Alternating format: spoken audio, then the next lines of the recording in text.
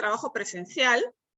Quizás lo otro también lo más resaltante es el tema del anexo 10, que es básicamente una guía, para poder considerar las mediciones de CO2 en los ambientes de trabajo.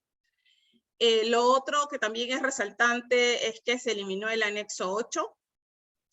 Y ahí vamos a ir viendo cada uno de estos cambios, ¿no? Hay varias preguntas que se han hecho a los diferentes grupos de WhatsApp que tenemos, y había varias consultas sobre, ¿es obligatorio la medición? Ahora vamos un poquito a evaluar. Bueno, yo les trabajé algo sencillo. Nos gusta ubicarnos siempre, y para ubicarnos estamos presentando una línea de tiempo, ¿no? Ustedes saben que como todo nuevo virus, bueno, ahorita ya no es nada de nuevo, pero cuando inició, pues el conocimiento que teníamos era bastante limitado, ¿no? Y no solamente de nosotros, a nivel mundial el conocimiento era bastante limitado sobre este virus, cómo se contagiaba, y cuáles tendrían que ser nuestras medidas de control a partir de eso, ¿no? Nuestras medidas preventivas. Entonces, se han trabajado varias cosas realmente, como que es como una prueba de error, y hay una curva de aprendizaje a raíz de esto, que parte desde la primera vez que sale la 239, que es la que nos orientaba para poder desarrollar nuestro plan de vigilancia, que estaba bastante centrado al tema de la desinfección de la persona, y no tanto del tema de la ventilación. No estaba tan enfocado al tema de ventilación. Sin embargo, obviamente, esto era porque no teníamos forma de cómo predecir cómo es que esto se contagiaba. Ya se ha demostrado que a partir de los objetos no se produce un contagio. Es más, creo que el porcentaje que sacaron de los estudios era 0.1 sobre 1000, una cosa así, o 10.000. Era mínimo, realmente mínimo, que una persona que haya agarrado un vaso pueda agarrar el otro contagiado y así adquirir la enfermedad. Realmente esa opción ya se evaluó y ya se descartó. Por eso es que inclusive ya no se menciona el tema. No significa que la desinfección no sea importante. Definitivamente, si estamos en un lugar, en un lugar de trabajo, en un aula de un colegio, pues definitivamente que es relevante que todo esté desinfectado, que todo esté limpio, pero más allá de que esto sea un causal para que te enfermes de la COVID, pues así no es, ¿no? Entonces, ahí teníamos la 239 que trabajaba sobre esta parte, y luego comenzaron a ver las modificaciones, ¿no? Aquí también todavía teníamos los 5 tipos de empresas. Luego se comenzó a ver pues, que la imposibilidad de muchas empresas que quedaban en el aire al no tener un profesional de la salud, no tener acceso a un profesional de la salud. Obviamente, en ese momento, la cantidad de médicos ocupacionales pues era mínima, ¿no?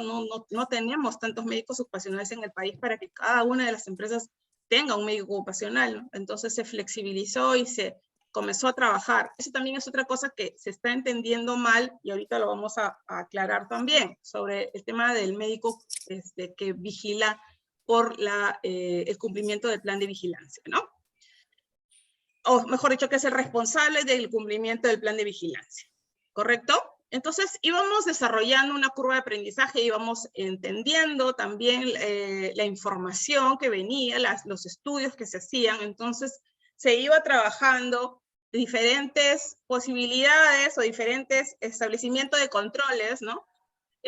También se trabajó el tema del profesional de la salud, se ampliaron algunas disposiciones, se quitaron algunas, y básicamente en el 2021 tenemos la directiva administrativa, que es la 321 justo, que es esta directiva, que ya nos colocó disposiciones, sacó la palabra lineamientos y hizo disposiciones muy relacionadas, bastante similares, pero que también incluyeron un término de ventilación.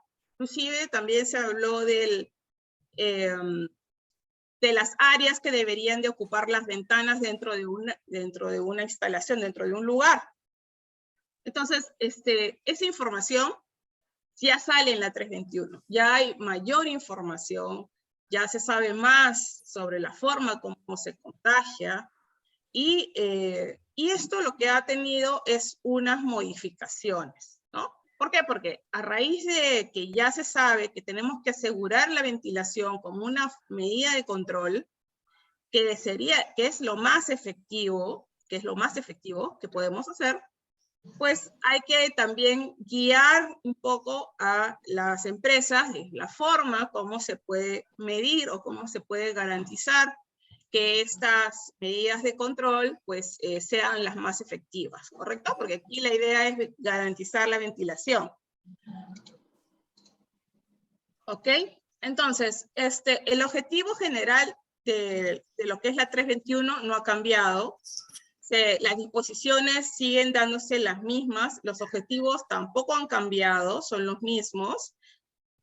Para la vigilancia, prevención y control de la salud de los trabajadores con riesgo de exposición. Hay algunas directivas, otras resoluciones ministeriales que están saliendo a raíz del MINSA, que es para el público en general, ¿no? Y hay muchas que también me han preguntado, bueno, en todo caso, si en la planta, como es un área libre, entonces, según esta norma, yo podría no usar mascarilla. Eso es incorrecto, porque estás dentro de una instalación, estás dentro de una empresa, y debes de usar tus equipos de protección personal tal cual lo has venido usando. Eso no se flexibiliza, eso no es dentro del alcance, ¿correcto? Los objetivos específicos tampoco han cambiado, las disposiciones para garantizar la vigilancia, las disposiciones también para regreso y reincorporación, sí hay algunas modificaciones, y también aquí hay una definición que es bastante importante, que la vamos a ver, y que espero que aclare mucho lo que hemos venido consultando, ¿no? Es sobre los exámenes médicos ocupacionales o las evaluaciones médico-ocupacionales, ¿correcto?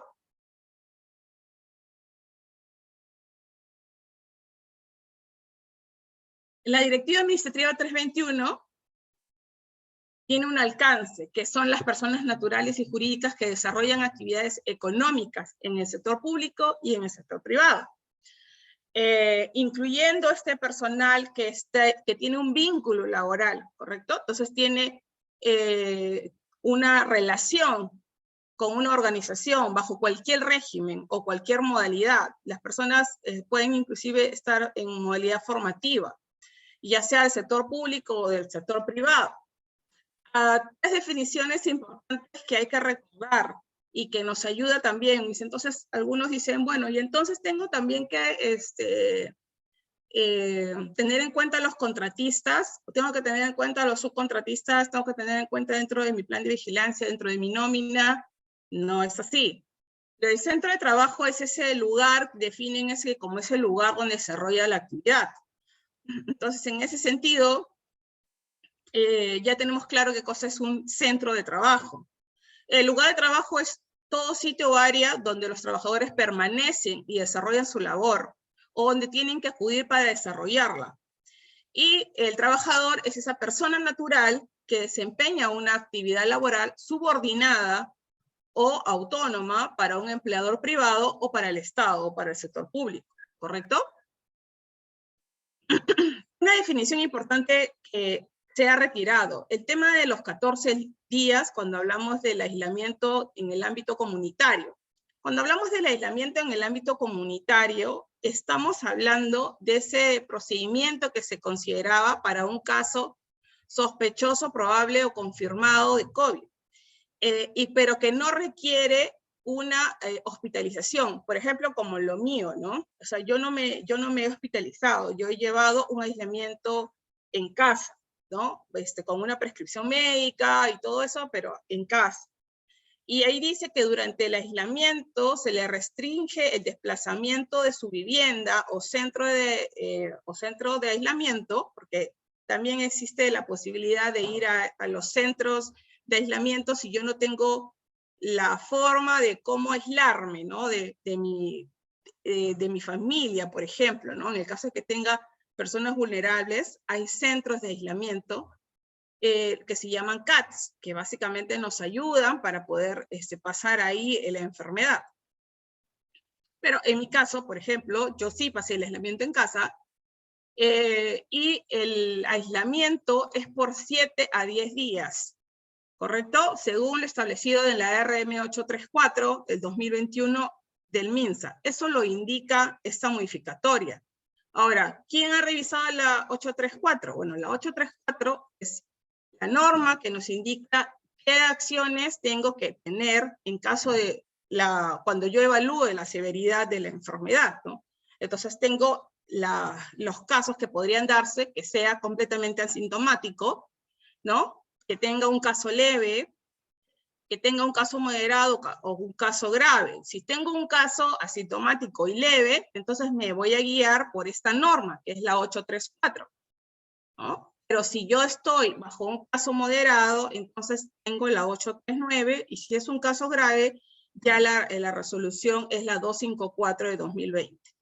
¿Correcto? Entonces, el MINSA tiene sus propios procedimientos de cómo trabajar o cómo se desarrolla la persona que tiene la enfermedad dependiendo de la severidad. ¿Correcto? También tiene sus protocolos de atención para esta enfermedad. ¿Ok?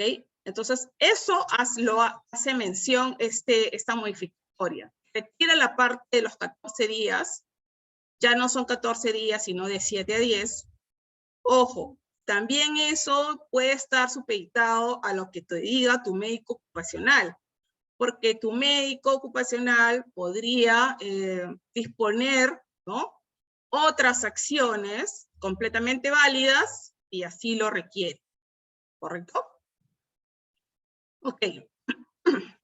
Otra de las cuestiones importantes de los cambios es que se retiró, se dejó sin efecto el numeral 5.133. ¿Y qué decía este numeral?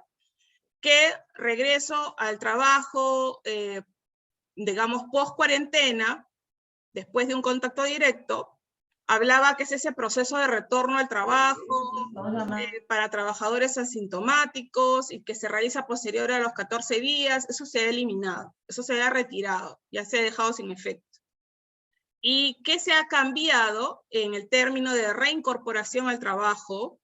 Ya no solamente coloca que la reincorporación al trabajo es el proceso de retorno a laborar cuando el trabajador que fue diagnosticado con la COVID esté de alta por el médico tratante. Y lo que ha eliminado es la parte donde decía, y el profesional del servicio de seguridad y salud en el trabajo determina su actitud. Eso lo ha cambiado, lo ha retirado. Ahora indica que el alta debe ser por el médico tratante, el cual debe ser revisado por el médico del servicio de seguridad y salud en el trabajo, o el que haga de sus veces. ¿Qué significa esto?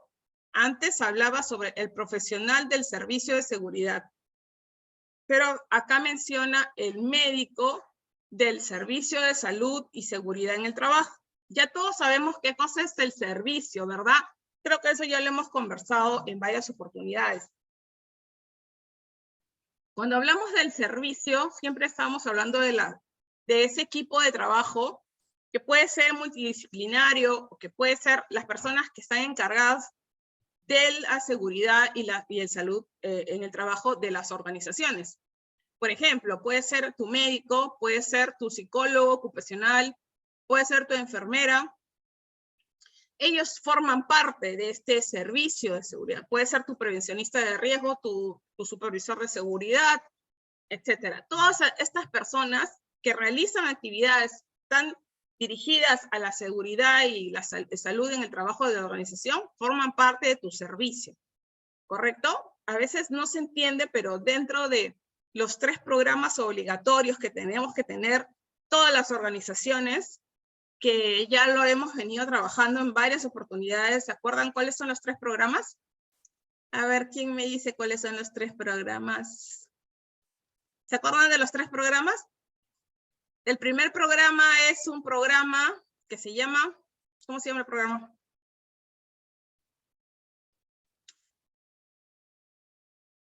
Ok, muy bien, Cecilia. Sí, uno es de capacitaciones, tu programa anual de formación o de capacitaciones en seguridad. Muy bien. El otro es las actividades anuales. Muy bien, exacto. Y hay un programa que se llama el Programa de Actividades del Servicio de Seguridad de Salud. Bueno, esto es el Servicio de Seguridad de Salud, ¿no? O sea, para que quede claro, es las actividades que forzosamente realizan estas personas que están, que tienen como responsabilidad velar por la seguridad de salud de la organización. Ya sé que todos somos responsables de nuestra seguridad y de nuestra salud, pero estas personas realizan actividades directamente relacionadas a eso, ¿correcto? Como por ejemplo, los exámenes médicos, la entrega de exámenes médicos, las auditorías que se hacen a los centros médicos, o también puede ser las actividades que realizan a nivel del mismo supervisor de seguridad en relación a sus inspecciones, el psicólogo en sus monitoreos ocupacionales. Sí, Ana Patricia. A ver, Ana Patricia. Profesora, buenos días. Una consulta. En la 5.1.34, donde dice reincorporación al trabajo, indica proceso de retorno a labor cuando el trabajador que fue diagnosticado con COVID-19 está de alta por el médico tratante. Porque anteriormente la alta también lo realizaba el médico de la empresa de salud ocupacional. Anteriormente, en la empresa que yo trabajaba, lo realizaba el médico, no exactamente el médico tratante, pero en esta norma sí específicamente tiene que ser el médico tratante del paciente. Para la reincorporación de trabajo, sí, el médico tratante. Básicamente ese proceso de retorno laboral, cuando el trabajador fue diagnosticado con la COVID, como en mi caso, por ejemplo, ¿no? Yo tengo un médico tratante, que es mi médico de mi seguro, y tengo mi médico ocupacional. Ambos están en la misma sintonía. Ambos igual me han colocado mi retorno para el día de hoy, porque ya pasó una semana, ¿no? O sea, ya pasó una semana desde el primer día que tiene los síntomas, ¿no? Y también han estado todo el tiempo haciéndome todo el seguimiento de cómo iba la evolución, cómo se iba desarrollando. Entonces, como no ha habido mayores complicaciones, es que se retorna, ¿no? Ahora, lo que ha cambiado acá es que esto debe ser revisado por el médico del Servicio de Seguridad de Salud o el que haga sus veces. Cuando dice el que haga sus veces, es obviamente que no todas las empresas tienen un médico del servicio. Otros tienen una enfermera del servicio, otros tienen un profesional de la salud, básicamente, ¿no? Por eso es que es tan importante que ese diagnóstico sea por un médico tratante. ¿Por qué? Porque yo puedo ser, por ejemplo, una empresa del tipo 6, ejemplo, ¿no? O puedo ser una empresa del tipo 1, ¿no? Y bajo esa premisa, yo solamente debo tener un profesional de la salud, que no forzosamente ni siquiera, de repente ni siquiera es el enfermero, es un profesional de la salud, un técnico, y por eso dice el cual debe ser revisado. No dice que el médico o el profesional de la salud es quien te hace el alta, porque no siempre hay un médico. ¿Se entiende? Que no siempre vamos a tener un médico porque la norma no nos obliga a tener un médico para que haga la vigilancia. Nos dice que tenemos que tener un profesional dependiendo del tipo de empresa que seamos. ¿Correcto? Entonces, es mejor que el médico tratante, él es el que puede dar el alta, ¿no? En algunos casos, podría ser que tengas un médico tratante y tengas un médico ocupacional, pero no siempre se va a dar así. Entonces, el alta siempre es dado por un médico. ¿Se entiende? Sí, profesora, gracias. Ya, perfecto. Sí, claro, el que haga sus veces es el médico. Puede ser también que lo tercericen el médico, por supuesto. Claro, el médico lo pueden tercerizar. Algunos lo tienen bajo su planilla, pero otros lo tienen como tercero. Y está bien, no hay problema. La idea es que haya un personal del Servicio de Seguridad y Salud en el trabajo, un médico tratante, que revise, la parte de acá es importante, revisado. Ellos no forzosamente dan el alta, ¿correcto? Porque hay que entender que no siempre es un médico. Vuelvo a repetir, por si no se ha entendido.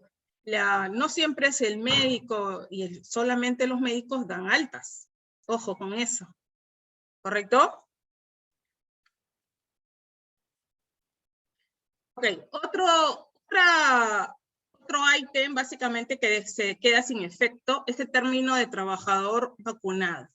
Y esto es también ha tenido varias dudas, ¿no? O sea, ¿cómo pasa el tema del trabajador vacunado y es obligatorio la vacuna? En la norma, para poder retornar a tu trabajo, salvo que tú lo hayas colocado de repente como parte de tu reglamento interno de trabajo, como una obligación o algo así, y aún así deberías de buscar la participación de los trabajadores para que no tengas ningún problema, porque ya no se puede evitar que la persona regrese a su trabajo presencial si es que no se ha vacunado. Ya no funciona eso. Inclusive se retiró esta parte de la definición de trabajador vacunado completamente. Y cuando hablamos en la norma, solamente se habla sobre se recomienda, ¿no? Ahí clarito lo dice, se recomienda que tus trabajadores tengan las vacunas, pero no son obligatorias ya para regresar al trabajo presencial, como se había indicado antes, ¿no? Entonces, sobre el plan de vigilancia. Otra de las preguntas es, lo vamos a ver ahorita, la estructura del plan. Unos me han preguntado, ¿la estructura del plan ha cambiado? No ha cambiado la estructura del plan, se mantiene tal cual. El plan tiene una estructura que ya todos sabemos que está dentro del anexo 5 de la 321. Esa estructura ustedes la deben mantener, no ha cambiado nada. Básicamente se mantiene colocar los datos de la empresa, los datos del lugar de trabajo, eso ya lo hemos visto. Los datos del servicio de seguridad y salud en trabajo, o sea, quienes forman parte de tu servicio de seguridad y salud en trabajo. ¿Correcto? Bueno, los datos de los lugares de trabajo, de las sedes que maneja la organización, los datos del servicio de seguridad. Bien, este es un ejemplo de lo que podrías tener como tu servicio de seguridad. Podrías tener tu servicio que tengas considerado tu personal propio, tu personal que trabaja de forma externa, básicamente, tu asesor, tu médico ocupacional, tu profesional de la salud, tu enfermero, hay un psicólogo también, es posible. Porque cada organización elegirá a quienes consideran parte del servicio de seguridad y salud en trabajo, ¿correcto? La nómina no ha cambiado, se mantiene la nómina colocando todos los datos. El tipo de empresas, o mejor dicho, el tipo de profesional que requieres, dependiendo de la empresa, la empresa igual se mantiene del tipo 1 hasta el tipo 6, eso no ha cambiado tampoco. Ahí podemos ver cada uno de los tipos, esto ya lo hemos visto en varias oportunidades. Cuando necesitas un profesional del tipo 1, cuando es del tipo 2, el tipo 3, 4, 5 y 6, básicamente, ¿no? Recuerden que los médicos, normalmente es obligatorio tener un médico a partir de 101 trabajadores. 101 trabajadores, necesito tener un médico. Pero este médico ocupacional es el médico que va a hacer las actividades o que es el responsable también del cumplimiento del plan de vigilancia. ¿Correcto? Ahora, que haga las veces de tu médico ocupacional también, que pueda ver la vigilancia médico ocupacional de cada uno de los trabajadores, podría ser parte de sus actividades. ¿Correcto? Pero no significa de que podría ser la misma persona, como podría ser personas completamente independientes, o sea, que cada uno pueda hacer su gestión, ¿no? O sea, esa parte se tiene que entender porque hay empresas que tienen médicos ocupacionales por horas o solamente por días, y no hay que confundir el médico ocupacional que tiene responsabilidad y por ley debe entregar los exámenes médicos ocupacionales a todos los trabajadores, mejor dicho, el resultado de los exámenes médicos ocupacionales, ese es el médico. Ese no puede ser tu profesional de la salud. Tu profesional de la salud no puede tener información relacionada a resultados médicos de los trabajadores. No puede tener información en ese sentido. Solamente los médicos tienen esa información, ¿correcto? Entonces, hay una diferencia que se tiene que entender. El médico que puede hacer la vigilancia o es responsable del cumplimiento de todas las disposiciones de tu plan, y tu médico ocupacional, que es el responsable de la vigilancia médico ocupacional, que puede ser el mismo, por supuesto que puede ser el mismo, pero hay que diferenciar, ¿no? Porque yo no puedo recibir mis resultados de un técnico, ni de una enfermera. Los resultados los recibo de un médico, ¿correcto?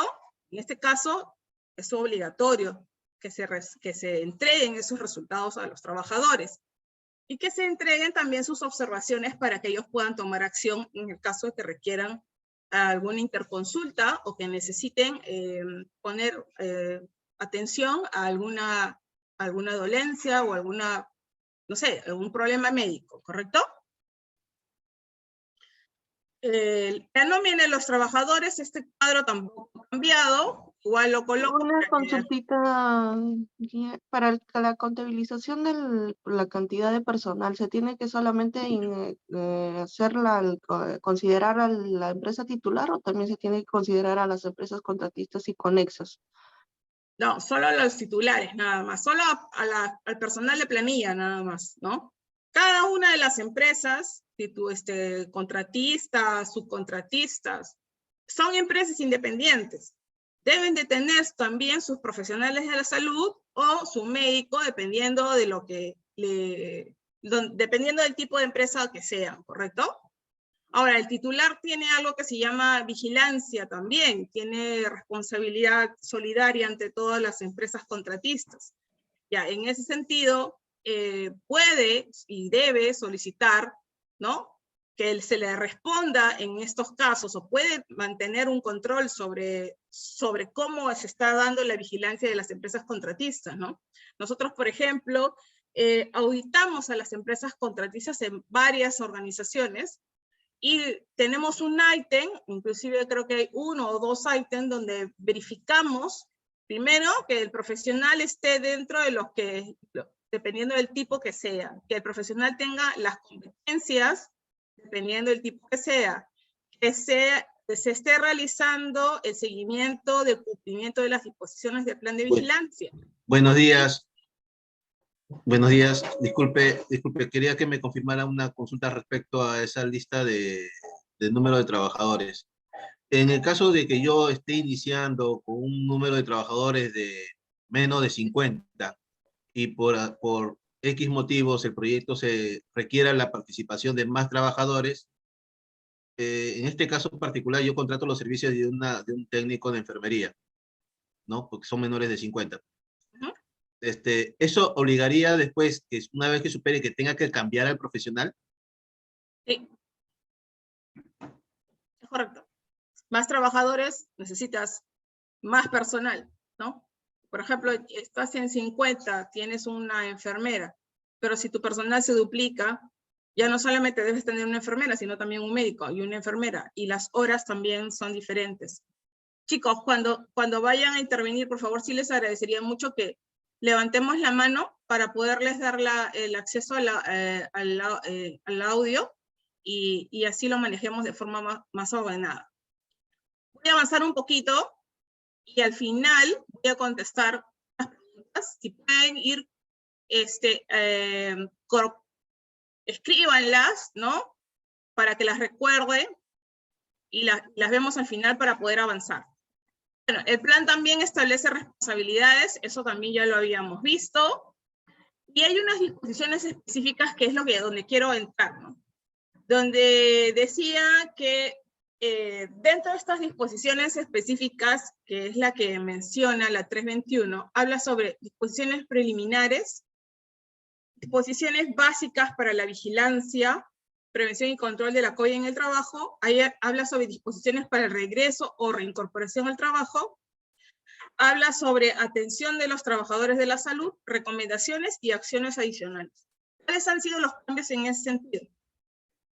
En las disposiciones preliminares, el único cambio es básicamente el término de vacunación, ¿no? Dice que los empleadores deben garantizar un ambiente seguro de trabajo, verificando que de preferencia ya eliminaron la parte que todos los empleados estén debidamente vacunados, que de preferencia todos los empleados estén debidamente vacunados. Esa parte elimina la obligatoriedad, ¿no? También hablaba sobre la primera, segunda dosis de refuerzo, eso se ha eliminado. Eso también se ha eliminado porque obviamente ya el término de la vacunación ya no se obliga para las organizaciones que el personal forzosamente tenga que estar vacunado. Se recomienda, sí, por supuesto, ¿no?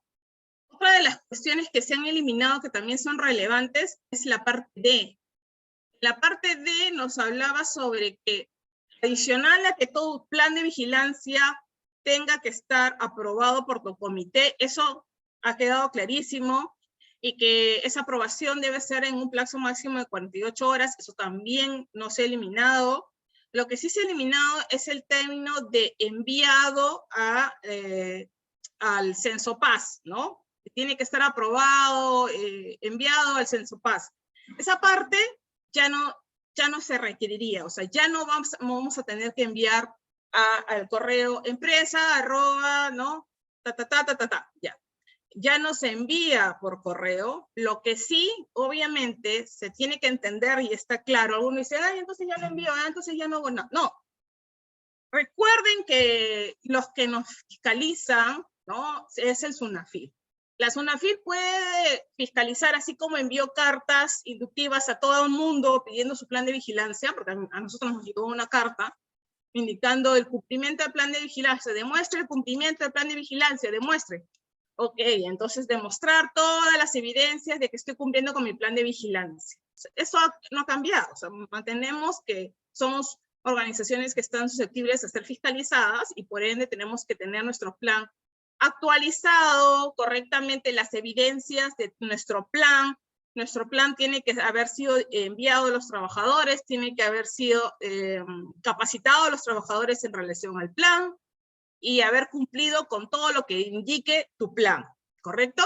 Entonces, esa parte se mantiene, esa parte sigue igual, esa parte no debería de haber mayor complicación, porque como personas y como organizaciones responsables, pues si hay alguna modificación, por ejemplo, abro otra sede. Entonces, si abrí otra sede, tengo otra nómina, tengo que hacer, pues mi plan ya no es el mismo, depende de ahora del número de trabajadores que tenga, de repente ya no tengo solamente un enfermero, tengo también un médico. Entonces hay muchas cosas que pueden cambiar y eso por responsabilidad tenemos nosotros que actualizarlo siempre, ¿no? No es porque lo tengo que enviar, sino porque tengo que actualizarlo, porque en cualquier momento que me llegue la fiscalización tengo que estar con todas las evidencias de que he cumplido. Eso se trata. Otra de las disposiciones que se eliminaron completamente es la H y la I de las disposiciones preliminares, que hablaban justamente de este envío a este correo, inclusive lo colocaron al correo empresa@minsa.gov. Ya eso se dejó sin efecto. También se dejó sin efecto que los planes para la vigilancia registrados son proporcionados por Censo-Paz, eso también se eliminó. O sea, básicamente, nosotros seguimos siendo fiscalizados por la SUNAFIL, ¿no? Y las cartas inductivas o las cartas que soliciten la evidencia pueden llegar a nuestro buzón en cualquier momento, ¿correcto? Así que esto va a ser como cualquier fiscalización que tenemos. ¿Ok? Ahora, dentro de esas disposiciones básicas también para la vigilancia, el 6.2, ya teníamos 7 disposiciones, ¿correcto? desde la 321 tendríamos 7 disposiciones. Una era el tema de la ventilación, el otro era sobre las condiciones de salud de los trabajadores previo al regreso al trabajo, sobre los puntos de lavado, sobre la sensibilización al contagio, sobre las medidas de aplicación, medidas colectivas, las medidas de protección personal y finalmente la vigilancia de la salud de los trabajadores. ¿Correcto? Entonces, en ese sentido, la disposición 1 sobre aseguramiento de la ventilación, quizás lo más importante es el término de la guía, ¿no? Porque ya esto no ha cambiado en el sentido de que la 321 y te decía que tenías que evaluar las características físicas de cada uno de los ambientes de tu centro de trabajo.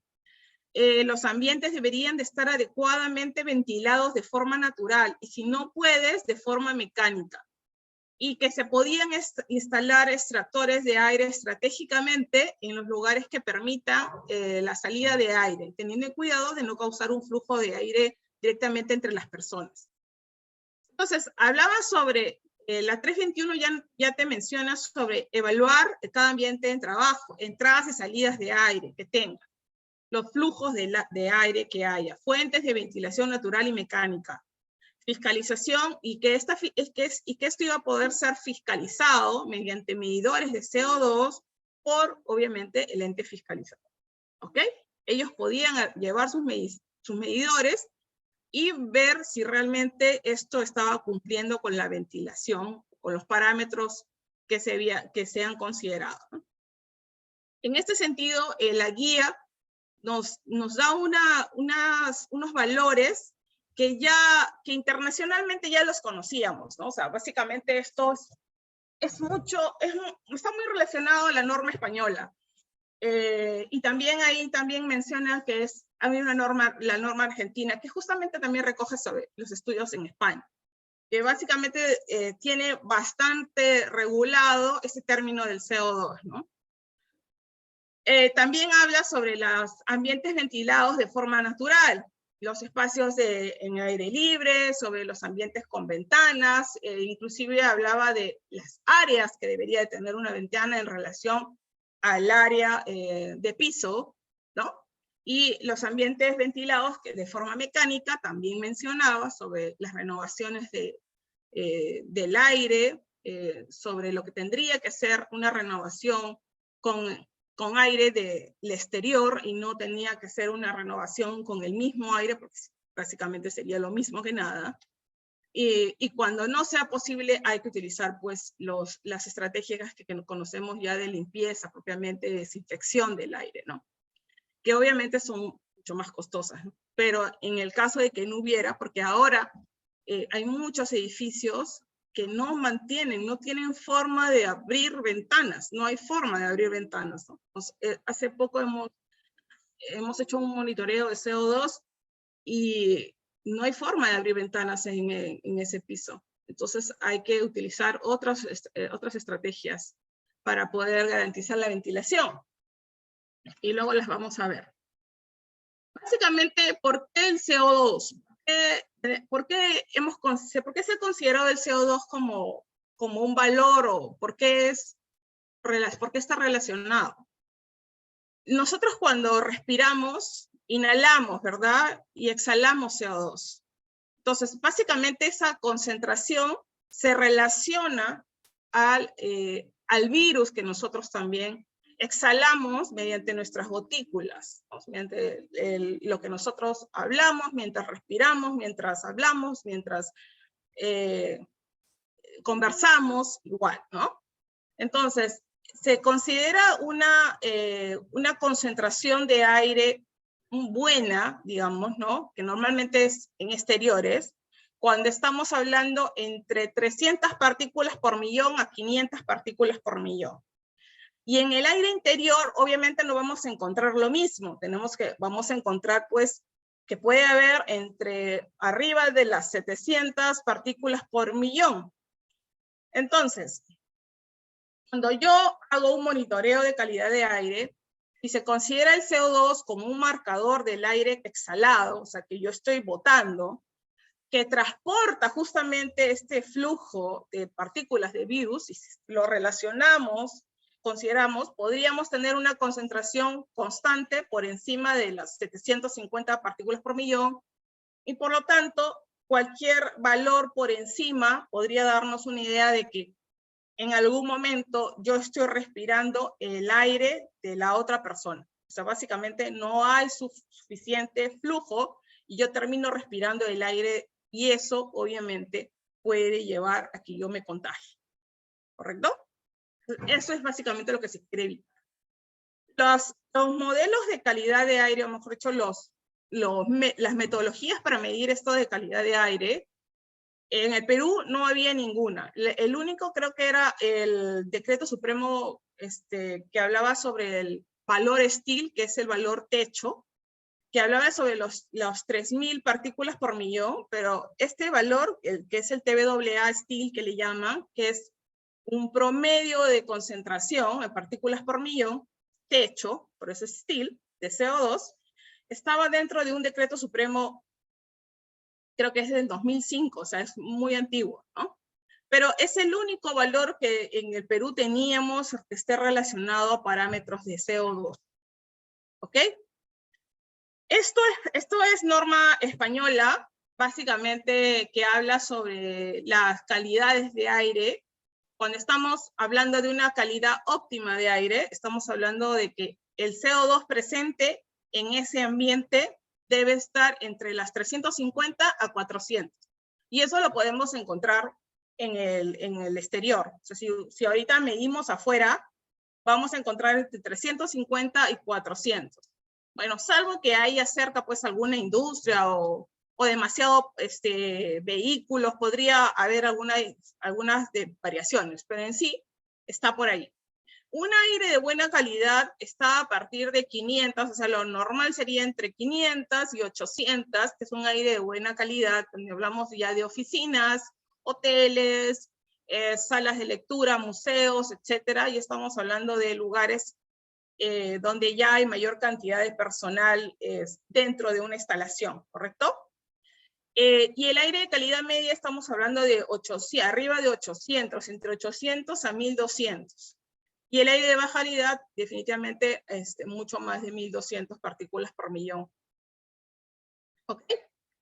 Ahora, ¿esto es algo nuevo? No, esto no es nuevo. Relativamente, cuando hablamos sobre el 1/20, que había varias preguntas sobre, oye, ¿y qué cosa significa el 1/20? ¿No? El 1/20 está dentro de lo que es nuestra norma técnica de instalaciones y ventilación en el Reglamento Nacional de Edificaciones. Y dice, ¿no?, que todos los ambientes que estén habitualmente usados por seres humanos deben ser dotados de ventilación natural cruzada por medio de ventanas con una abertura para ventilación no menor a 1/20. De ahí sale el 1/20 que salía en la norma la 321, ¿no? En caso de que no se pueda garantizar eso, se debe instalar un sistema de ventilación mecánica. O sea, ya en nuestro Reglamento Nacional de Edificaciones ya lo mencionaba, ya lo menciona, ¿no? Y el 1/20 es esa área que tú tienes tu ventana y tienes un piso, por ejemplo, ¿no? Tienes un área cuadrada de un piso y tu ventana debe ser 1/20 mínimamente de tu área total.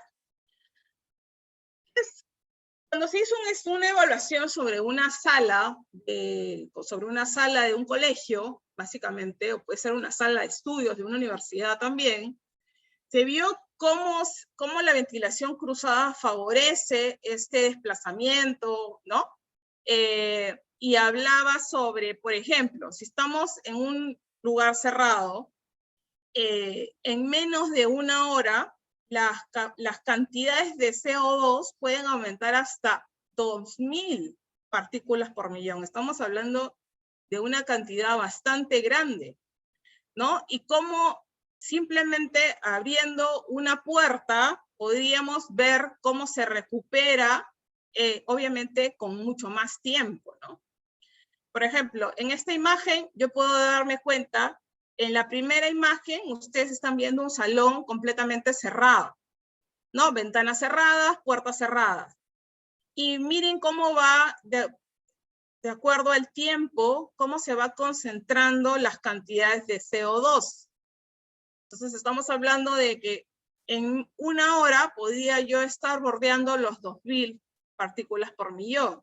Eso significa de que yo ya estoy respirando el aire de otra persona. Y obviamente esta persona puede ser una persona que tenga el virus. Y por eso es que es tan importante la ventilación. Ahora, en la segunda, estamos viendo cómo disminuye cuando abro una puerta. Cuando abro una puerta, obviamente, en 60 minutos, puede disminuir, va disminuyendo la cantidad, pero el tiempo, pues, es 1 hora que tengo que dejar la puerta abierta, ventilando.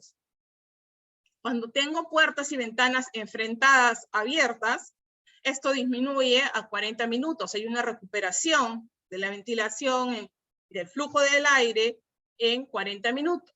Y cuando estoy hablando de ventilación cruzada, que obviamente es la que mejor funciona, la recuperación se puede dar en 20 minutos.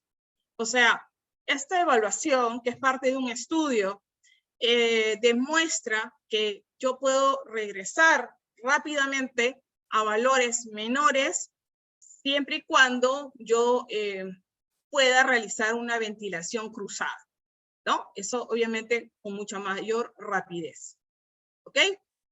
Por eso es que se recomienda muchísimo esta ventilación cruzada. No solamente puede ser de esta forma, también puede ser una ventilación cruzada cuando tengo la puerta o tengo un par de ventanas también que estén mirándose entre ellas, ¿no? En este caso, el ejemplo es con una puerta, pero podrían ser 2 ventanas, podría ser 2 puertas, ¿no? La idea es que sea una ventilación cruzada. Ok, sobre el anexo 10, que es básicamente nuestra guía para el uso de los medidores de CO2 en ambientes de trabajo y escuelas. Esto es una de las modificaciones. Y básicamente lo que pasa a ser es explicarnos, ¿no? ¿Por qué usamos los medidores de CO2? Permiten verificar, dice, que el aire se renueve, ¿ok? Indica el grado de no circulación de aire interior. Al respirar junto con los aerosoles, las personas exhalan el CO2, por lo que la acumulación de este gas es un buen indicador de la acumulación de aerosoles. No es que esté midiendo el CO2 o que esté relacionado directamente a la COVID, entiendas eso, ¿no? Sino que es un buen medidor si hacemos una equivalencia. Básicamente no podemos medir el virus, pero sí podemos medir lo que exhalamos. ¿Ok? Y en ese sentido, ese monitoreo me permite regular el nivel de abertura de ventanas o el nivel de abertura de puertas. Por eso es que es tan importante que midamos correctamente nuestro nivel de CO2 en nuestros ambientes de trabajo, en nuestras salas de clase, ¿no? Para poder garantizar que nosotros estemos respirando un aire limpio, un aire que no tiene mucha carga viral, porque si yo comienzo a subir las cantidades de CO2, yo ya estoy respirando el aire de otra persona, que otra persona ha exhalado. Y obviamente ese aire viene con su carga viral, en el caso de que esté enfermo, ¿no?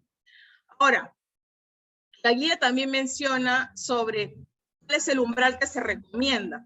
Como ya lo habíamos mencionado, la medición del CO2 en ambientes exteriores está aproximadamente entre 350 a 400 partículas por millón.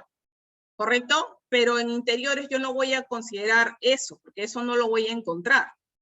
Entonces, básicamente dice que los lugares, los más deseables, o mejor dicho, las mediciones más deseables de CO2 en escuelas, oficinas, etcétera, es que se ubique por debajo de los 1000 ppm, ¿no?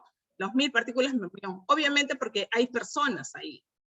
Lo mejor sería que esté por debajo, pero tampoco podemos considerar que es malo que esté por arriba, ¿no? Digamos que de las 400 no podríamos porque tendríamos que estar trabajando afuera y eso es improbable que lo podamos hacer. Salvo que estemos trabajando en una planta y que estemos cercando a muchos que vamos a llegar a una oficina, pues vamos a tener que medir y en muchos casos, en una oficina hay 5 personas, hay 6 personas, hay 3 personas, ¿no? Entonces, todos ellos también tienen que considerarse dentro de estos parámetros.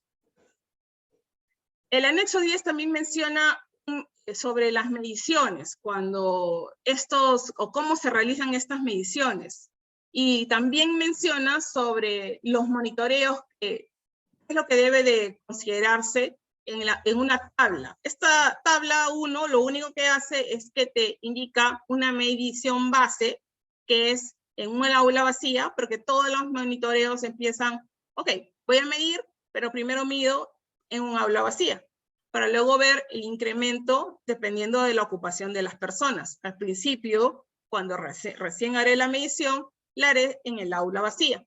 En el aula vacía yo puedo tener pues una medición, como ya les mencioné, entre 400, entre 450, dependiendo, ¿no? Y luego comenzaré a hacer la medición. Eso ya es trabajo de la persona que puede ser el higienista que realiza el monitoreo, o que puede ser el responsable que ha adquirido el monitor, ¿no? Y que es el responsable, por ejemplo, del área de recursos humanos que va a hacer el monitoreo. Ahora, ¿dónde dice que esto es una obligación? Porque muchos lo han preguntado, ay, entonces ahora estoy obligada a comprar monitores de CO2, tengo que colocar monitoreos de CO2 por toda la oficina. Tu obligación no es comprar los monitores de CO2, pero tu obligación sí es garantizar que haya ventilación. ¿Cómo la hagas?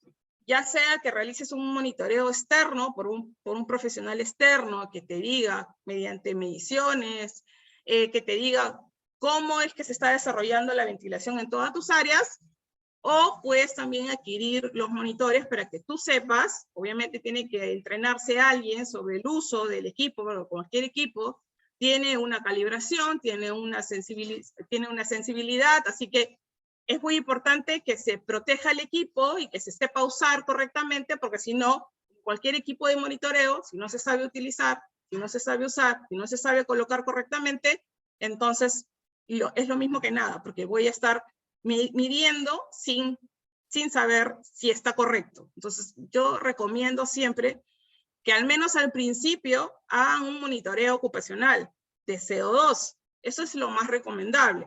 Si ustedes tienen personal competente dentro de su organización, que es un monitorista, que es un higienista, que sabe usar los equipos, entonces no hay problema. Lo pueden hacer ustedes mismos. La norma no te obliga a tener esto, simplemente te dice que tú tienes que garantizar la ventilación. Entonces, sí, para poder garantizar la ventilación, tienes que forzosamente saber cuáles son las medidas que existen, ¿no?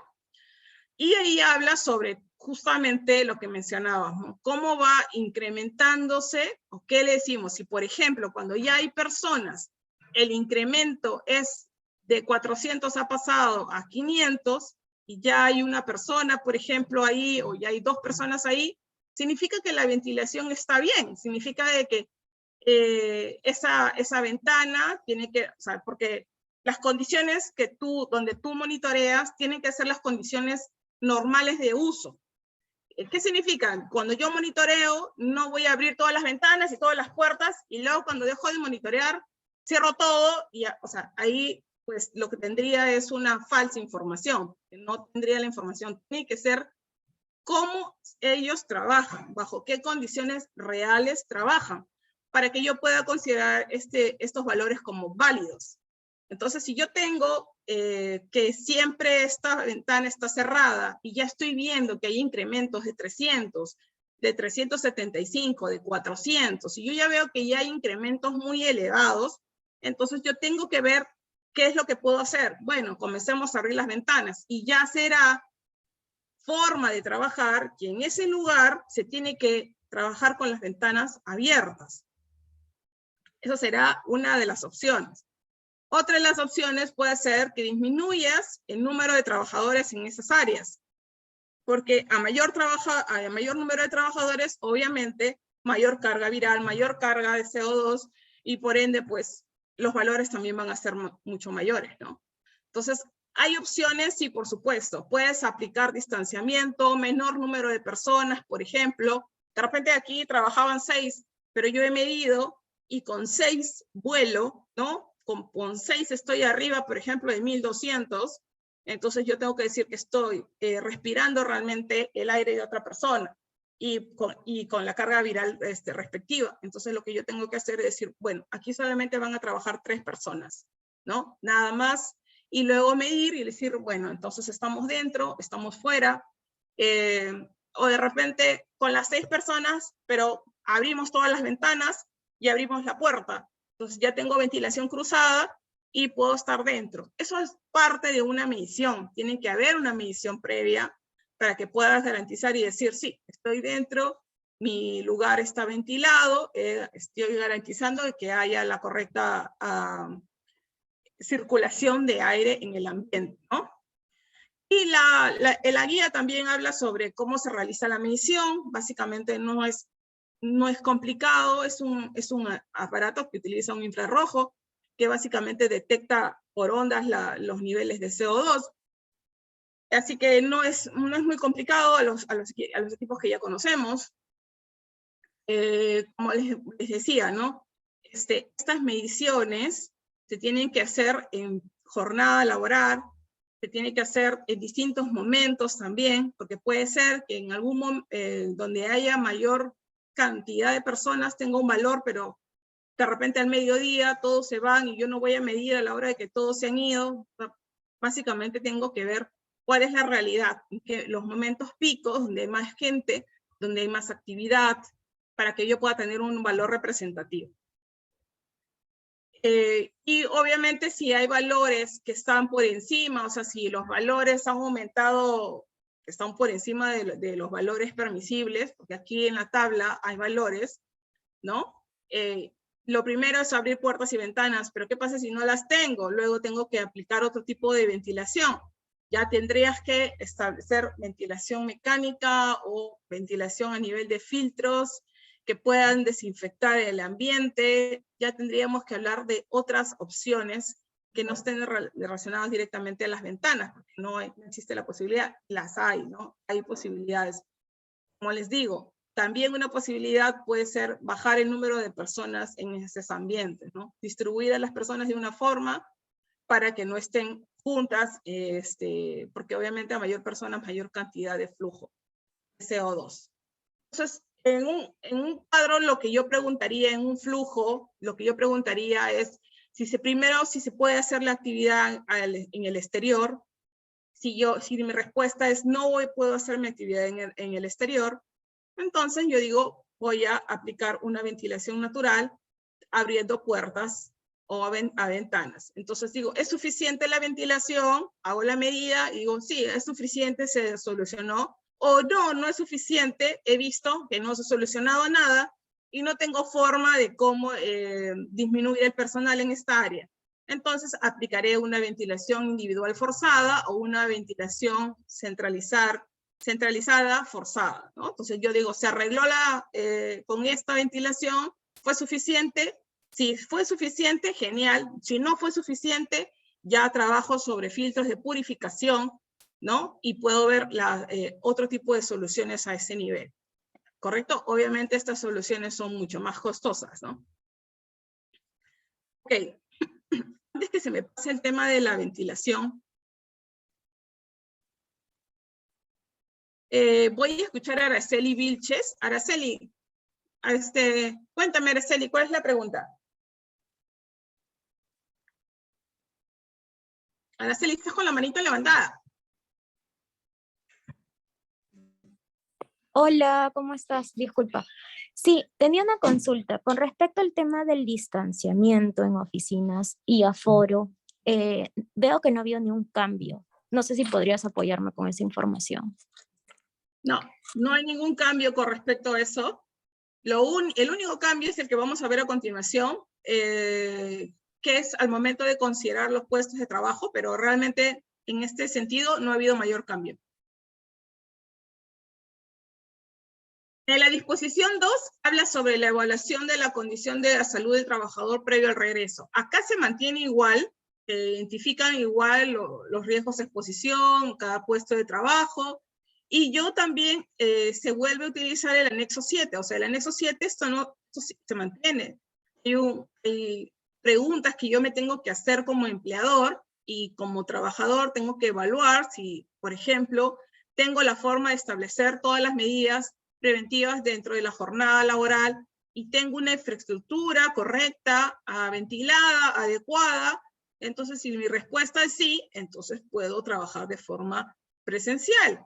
Pero, por ejemplo, si yo hago las medidas de ventilación, si yo veo que mi organización no tiene forma de garantizar de que este aire esté correctamente, sea un aire que sea apto, entonces debo de evaluar como organización si es posible trabajar de forma semipresencial o de repente rotar al personal de forma, no sé, algunos trabajarán en teletrabajo, otros irán a la oficina. O sea, tengo que ver también esas posibilidades, ¿correcto?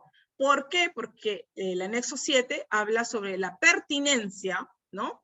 Esa palabrita que utilizamos mucho los auditores, es la pertinencia del trabajo presencial, semipresencial o mixto. Entonces, ¿cómo yo evalúo la pertinencia? Primero tengo que ver si como empleador puedo garantizar que haya una infraestructura correcta, que haya obviamente, y esto incluye la ventilación, esto incluye que yo le pueda proporcionar equipos de protección personal, ¿no? Entonces, todas esas cosas, si yo las evalúo, entonces considero que el trabajador, si cumple con todos los criterios médicos ocupacionales para los puestos de trabajo, yo puedo evaluar y decir, sí, nosotros podemos regresar a un trabajo presencial o semipresencial, dependiendo de lo que la organización necesite.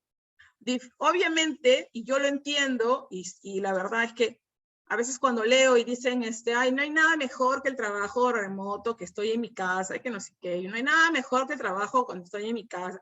La verdad es que solo la organización podrá decidir si es que cumple con todos los parámetros, y también como organización, obviamente las organizaciones tienen que subsistir con trabajadores.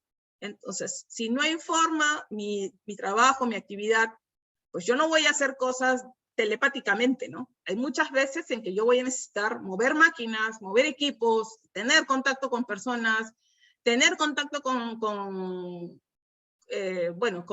las áreas, con trabajadores, Entonces, yo no puedo decir qué es bien, qué es mal. La organización ya lo evaluará. Evaluará si la pertinencia de regresar al trabajo presencial. Porque obviamente a mí me encanta, de repente a la organización le encantaría, todos vayan a su casa, pero se muere la organización. Así no funciona. Funciona en relación a que yo evalúo y si tengo todas las condiciones para garantizar, obviamente, que no haya contagio, ¿correcto? Al menos no en mi instalación, que obviamente las personas pueden contagiarse en otros lugares, pero en mi instalación yo garantizo que tengo la infraestructura correcta, que doy los equipos y que tengo pues la vigilancia médica ocupacional para mis trabajadores, y con eso pues garantizo que estos pueden venir de forma presencial sin ningún problema, ¿correcto? La disposición 3 no ha cambiado nada. Sobre los puntos de lavado y desinfección de manos, no ha cambiado nada, se mantiene igual. Les vuelvo a recomendar que siempre establezcan su ubicación de sus puntos de lavado como una forma de evidenciar un mapa con la ubicación de los puntos de lavado en el caso de que esté en un área o que tenga una instalación o esté en alguna construcción. Siempre es importante dónde están ubicados los puntos de lavado.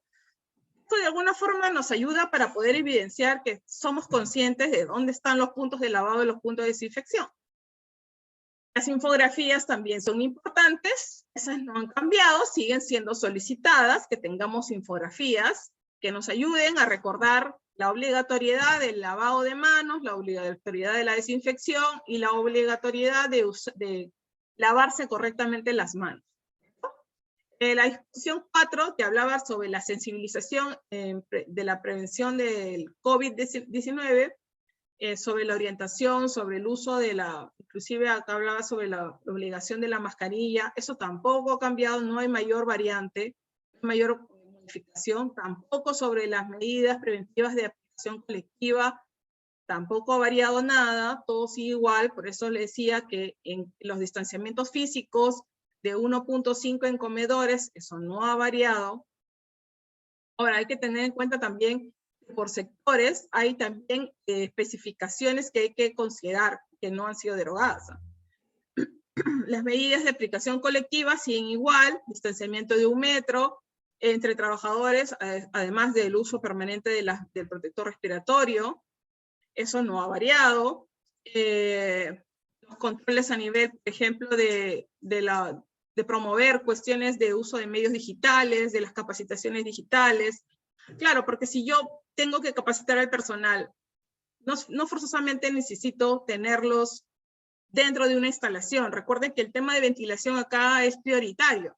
Entonces, si yo los voy a tener dentro de una sala, lo que estoy haciendo es, tengo que garantizar que en esa sala haya una correcta ventilación de aire. Si no, es preferible que cada uno lo lleve dentro de su computadora, de forma virtual, que lo lleven, y no forzosamente eso significa que va a estar en su casa. Podría estar en la oficina simplemente llevándolo de forma virtual. Ahí hay que ver, ¿no? Hay que ver cuáles son las pertinencias, hay que ver si yo puedo garantizar en esa sala que haya ventilaciones, o en todo caso también podrían ser capacitaciones en grupos más pequeños. Ahí tenemos que ver la forma, porque el tema de ventilación es algo muy crítico, ¿no? Obviamente hay que identificar los riesgos de exposición por puesto de trabajo, eso no ha cambiado, se sigue identificando, tampoco ha cambiado nada sobre la ficha sintomatológica, eso sigue igual. Las medidas de protección personal tampoco han cambiado, los empleados deben seguir utilizando su KN95, o de repente una mascarilla quirúrgica y encima una de tela, eso sí, se mantiene igual. El cuadro del anexo 3 no ha variado tampoco. ¿Qué es lo que sí ha variado? La disposición 7 sobre la vigilancia tampoco ha variado, sí igual. ¿Qué es lo que ha variado?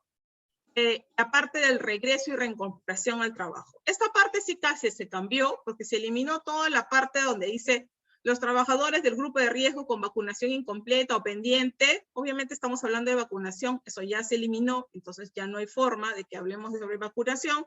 Ya no se utiliza el término vacunación acá, acá dice que el retorno o reincorporación del personal con factores de riesgo se efectuará considerando varias cosas: tarea, distanciamiento, ventilación y jornada laboral. Antes era aforo, que ya está eliminado, tarea y jornada laboral. Ahora se considera ventilación, se ha agregado, se ha quitado la parte aforo por distanciamiento, y obviamente pues esos básicamente son los cambios más relevantes, y lo demás se ha eliminado. ¿Por qué? Porque aquí lo que están dando énfasis es que este retorno o reincorporación del personal con factores de riesgo se efectuará considerando primero la tarea, el distanciamiento, si es posible, garantizar el distanciamiento. A veces no es posible. Si es posible, garantizar la ventilación y obviamente dependiendo de su jornada laboral, ¿no? Otra disposición del regreso al trabajo es que se recomienda a los trabajadores que tienen vacunación incompleta o pendiente presentarse al Servicio de Seguridad y Salud del Trabajo, o quien haga sus veces para completar el esquema de vacunación. Pero esta es la palabra que se agrega, ¿no? La parte donde dice se recomienda, ¿no? O sea, aquí ya no hay ninguna obligación de que yo me tenga que vacunar. Básicamente es una recomendación. Otro de los cambios importantes es la información clínica disponible. Esta parte que se ha agregado, que es importante porque en la 6.24 hablaba sobre para la reanudación del trabajo presencial de los trabajadores integrantes de los grupos de riesgo, se deberá considerar lo siguiente: la información clínica, y ahí decía antecedentes y o informes, pero acá dice la información clínica disponible, o sea, la que esté obviamente dentro de lo que es la organización, la que tenga la organización, la información clínica disponible. Ahora, muchas organizaciones aún están pateando lo que son sus exámenes médicos ocupacionales, los exámenes médicos ocupacionales, que podrían ayudar al médico ocupacional a tener una idea de algún problema médico que tenga la persona. Pero no solamente son la única información. También el trabajador podría proporcionar información que él conozca sobre un tratamiento que esté llevando o sobre algún problema médico que él ya sepa que tiene, ¿correcto? Entonces, acá también indica que esta información debe ser valorada por el médico del Servicio de Salud y Seguridad en el Trabajo o quien haga sus veces para precisar el estado de salud y riesgo laboral individual de cada trabajador. Y dice que los trabajadores que se encuentren en alguno de los grupos de riesgo definidos por el médico, o sea, ¿por qué? Porque aquí se borró todo el anexo 8. O sea, básicamente los trabajadores que se encuentren en alguno de los grupos de riesgo definidos por el médico ocupacional, ¿quién define? El médico ocupacional. Realiza trabajo presencial, remoto o mixto de acuerdo a las necesidades del servicio. O sea, ya aquí lo menciona claramente, el médico ocupacional es el que va a indicar los grupos de riesgo, ¿correcto? Ya acá lo menciona clarito. Y dice acá, la información clínica disponible, ojo, también es la información que podría tener el médico ocupacional o también el que haga sus veces. O sea, que este médico puede ser también el profesional de la salud, ¿correcto? Esto se eliminó completamente. Y esta parte es justo la que les mencionaba. Están definiendo lo que se llama la aptitud o certificado de aptitud o evaluación de la aptitud de la presente directiva administrativa. Consiste en la evaluación médica realizada por el médico del Servicio de Seguridad de Salud o el que haga sus veces en el marco de la emergencia sanitaria. Esta no se refiere a las evaluaciones de la aptitud laboral. Son cosas distintas. O sea, ya aquí nosotros sabemos que todos tenemos exámenes médicos o pasamos exámenes médicos, ¿correcto? Nosotros sabemos eso de ello.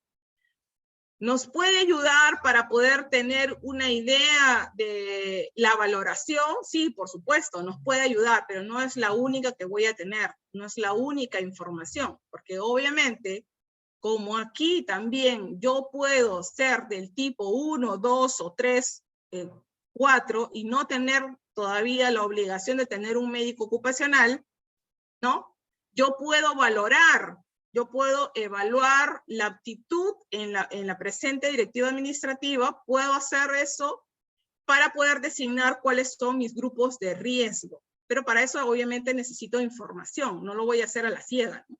Tengo que tener información sobre este personal, que me puede ayudar los exámenes médicos previos, por supuesto, me puede ayudar, porque si yo tengo una evaluación previa ocupacional donde me dice que tengo una cardiopatía o que tengo un problema cardíaco, tengo algún problema, no sé, de columna, obesidad, etcétera, yo puedo utilizar esa información para poder tener una idea, pero no es la única que puedo usar. Puedo también usar la misma información del trabajador mediante una declaración jurada que pueda decir que yo tengo algún padecimiento específico que hace que esté dentro del grupo de riesgo.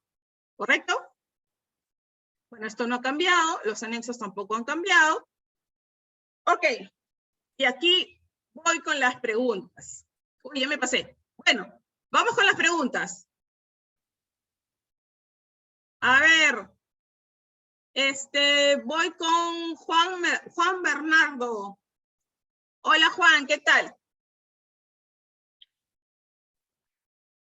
Juan.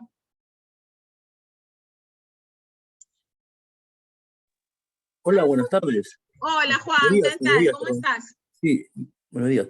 Una consulta, respecto justo al tema que estamos viendo de los exámenes médicos, hay muchas empresas que aún están un poco reticentes con el tema de realizar los exámenes médicos ocupacionales anuales o de ingreso, pues alegan que por estado de emergencia sanitario todavía no es tan factible, dicen ellos, ¿no? Pero yo entiendo que sí.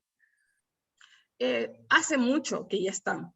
Claro. O sea, La 1499 es verdad, es correcto, no se ha derogado. Algunos están agarrando de esa norma para patear, como les digo, los resultados.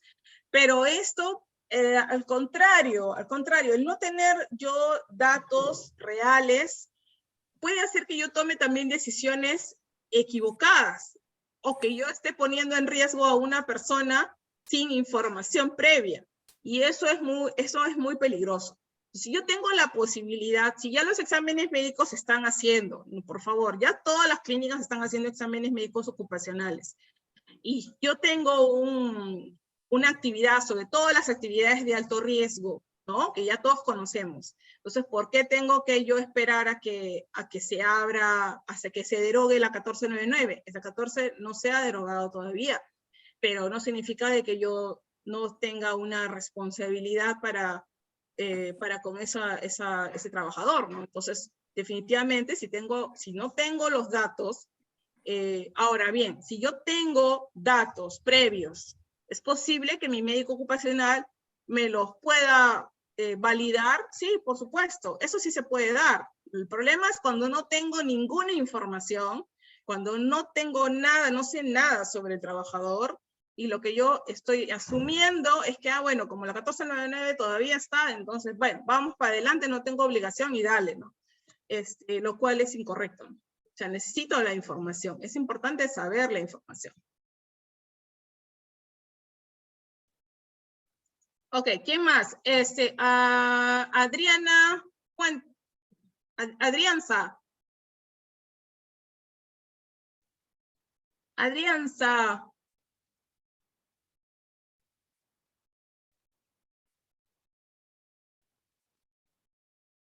Adrianza.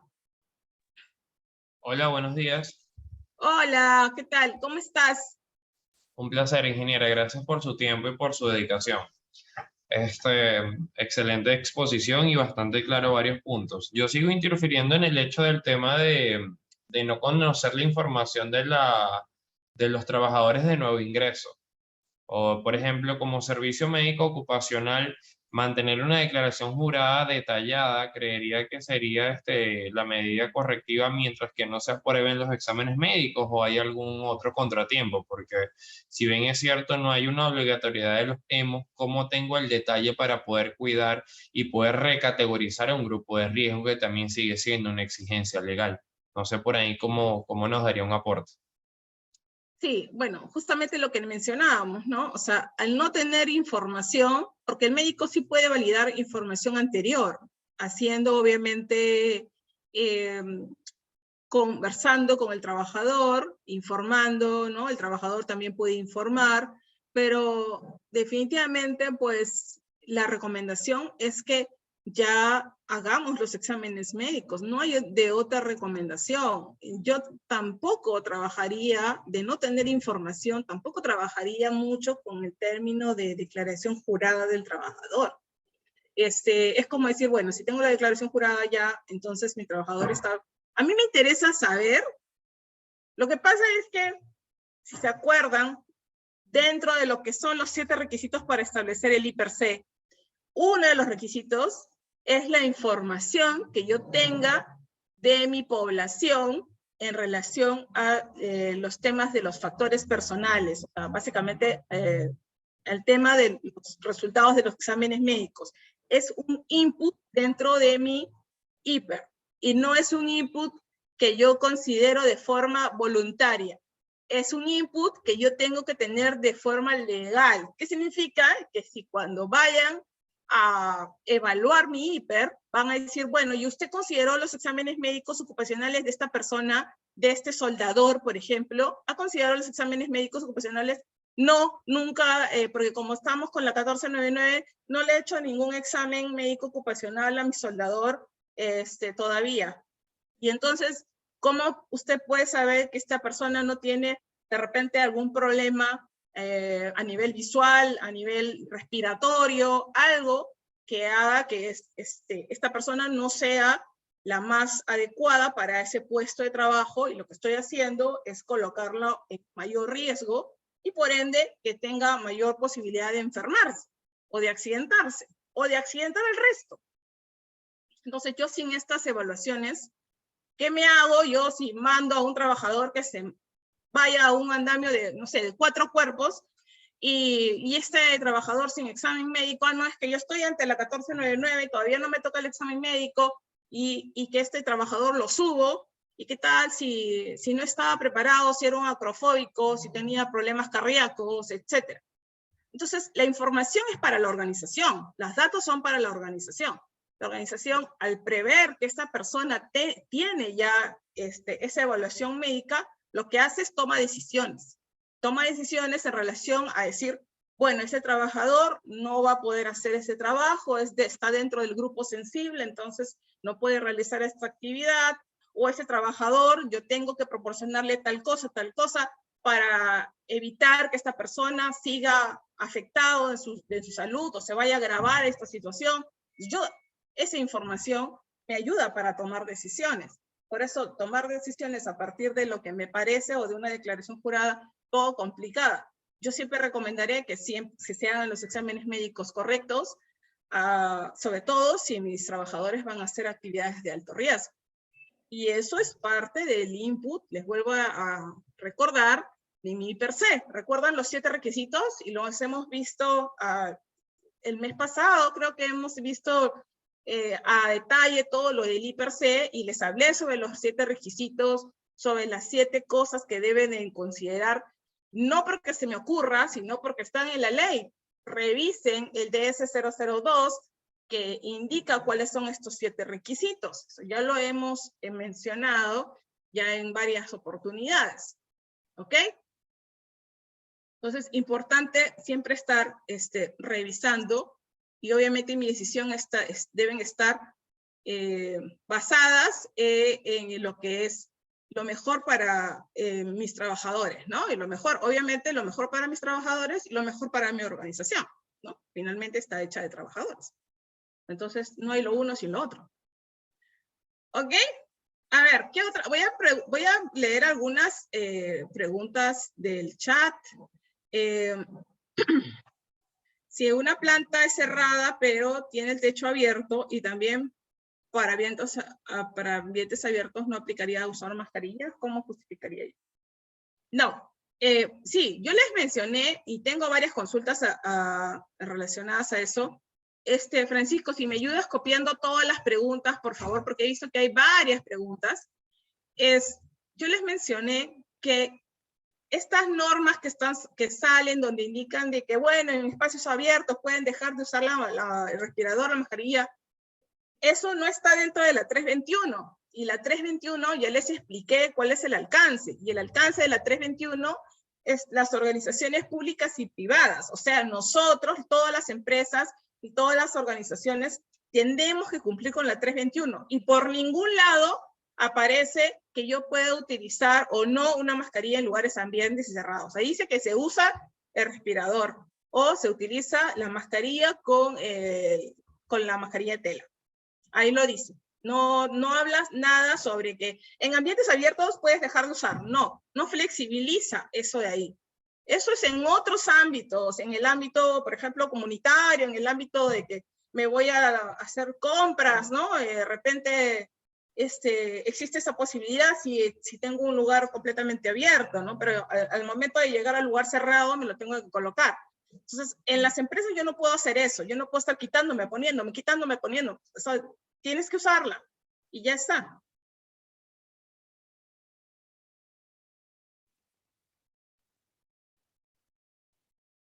Sí, por supuesto. Todo lo que son calibraciones, todo lo que son equipos de monitoreo, como todo equipo de monitoreo, requiere estar calibrado. Es la única forma de garantizar que el equipo está operativo, esté en uso. Imagínate que yo no calibre mi equipo, mi luxómetro, por ejemplo. ¿Cómo podría yo decir que mis medidas son correctas? Necesito pues un aval. Ese aval me lo tiene que dar un laboratorio que tenga todas las acreditaciones para poder hacer esas pruebas, porque no todos las tienen. Entonces sí es importante, por eso les mencionaba, quizás es muy complicado, porque a veces, ¿cómo voy a comprar monitores ahora de CO2 para todos lados? O sea, tratan de garantizar que su lugar, que estas áreas de trabajo cuenten con la ventilación, ¿no? Ojalá pudieran garantizar que la ventilación sea natural, o sea, que se pueda garantizar que haya ventanas, puertas, y es mejor si hay una ventilación cruzada. En todo caso, midan, ¿no? Con un primer monitoreo de CO2, puedan medir estos valores, ¿correcto? Y luego, inclusive, podrían solicitar que se les pueda recomendar algún equipo que se utilice de forma en línea, porque hay muchos equipos que se utilizan en línea, o algún equipo que sea de fácil uso, ¿no? Para que ustedes luego puedan hacer las mediciones pertinentes que se requieran, ¿no?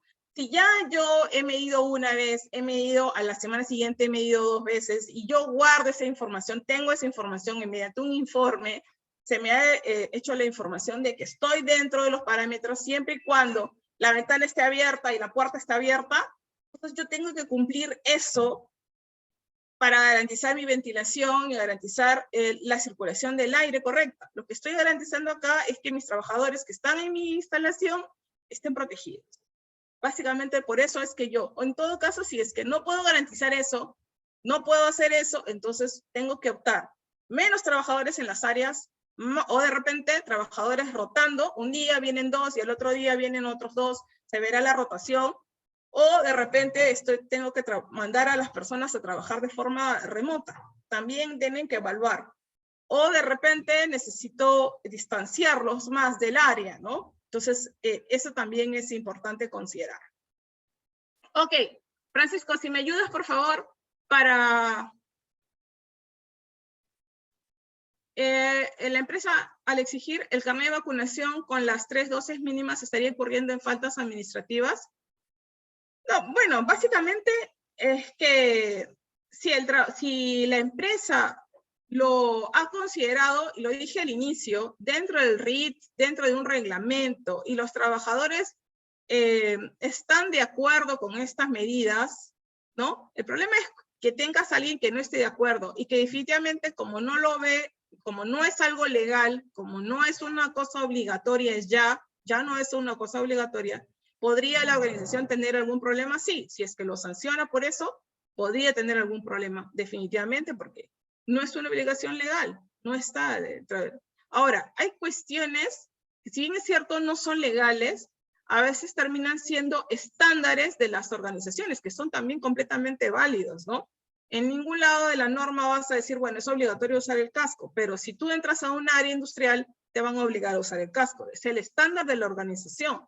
También hay que considerar eso. La organización lo considera que es un estándar para que ellos puedan retornar, es completamente válido, pero el término es que podrían tener inconvenientes, sí, podrían tener inconvenientes al momento de que la otra persona piense que esto es una obligación, ¿no? Podría haber problemas, ¿no? Entonces, siempre mi recomendación es comuníquense, hablen con los trabajadores, explíquenle, o sea, si es que consideran, han evaluado que la vacunación es una forma, y sí se los digo, definitivamente, alguien que acaba de pasar por este proceso, definitivamente, pues, los síntomas no son tan severos como antes.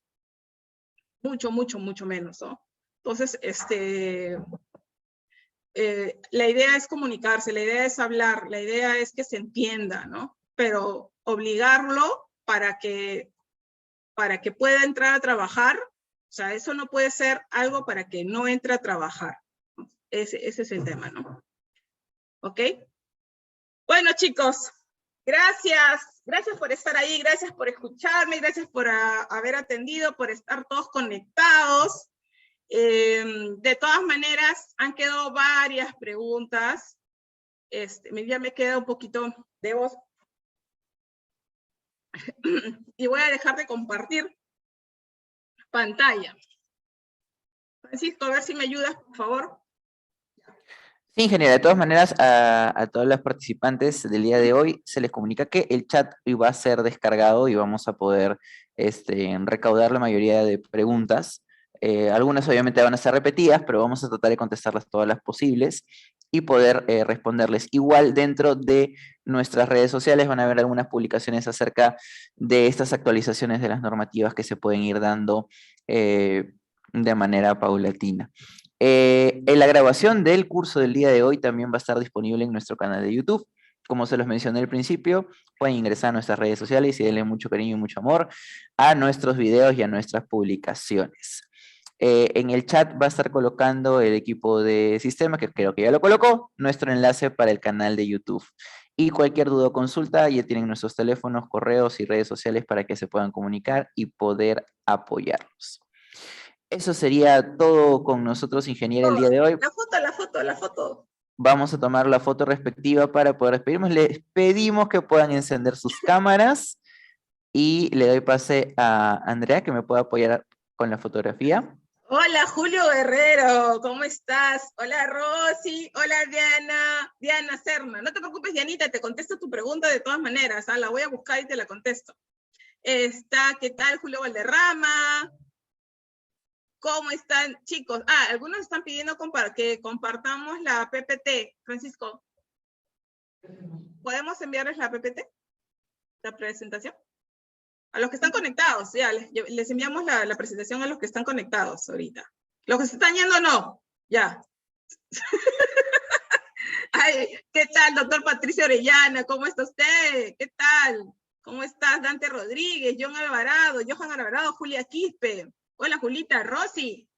¿Cómo están? ¿Qué tal? Ana Malena Núñez, Anita, ¿cómo estás? Qué bueno verte. Carlos Balbín. Hola, Carlos. Ya, listo, ingeniera. Vamos a hacer la relación de los participantes que están ahorita en sala contra las inscripciones al curso para poder enviarles la PPT correspondiente. Solo los que se han quedado hasta el final para tomarse la foto y si solo los que enciendan sus cámaras para tomarla. Sí, solamente los que se quedan, ¿no? Para que tomen la foto, sí. Exacto. Un abrazo a todos. Gracias. Gracias también por la paciencia de la agüita. Listo. Genial. A la cuenta de 3 voy a tomar las fotografías, ¿sí? A ver, un segundo. Ya, a ver. 1, 2 y 3. Todos sonriendo con los ojos. 1, 2 y 3. Perfecto. Voy a otra pantalla más, porque todos están con la cámara prendida el día de hoy. 1, 2 y 3. Wow, ahí sí han ingresado bastante. 1, 2 y 3. Y listo. Bueno, muchas gracias a todos por participar. Gracias por acompañarnos. Chicos. Y después nos comentan también cuál es el tema que les gustaría que toquemos, porque ya vamos a regresar nuevamente a nuestros webinars libres. Así que coméntenos qué temas podrían o necesitan o es de su interés. He visto varias cosas sobre el comité, varias dudas sobre el comité, así que bueno, ahí convéncenos, ahí nos comentan, ¿ok? Un besito a todos, que la pasen súper bien. Excelente inicio de semana. ¿Ok? Un besito. Cuídense mucho. Muchas gracias, ingeniera. Chao. Muchas gracias a todos. No se olviden ingresar al link de YouTube para poder ver la grabación de este curso y nos vemos. Chao. Chao.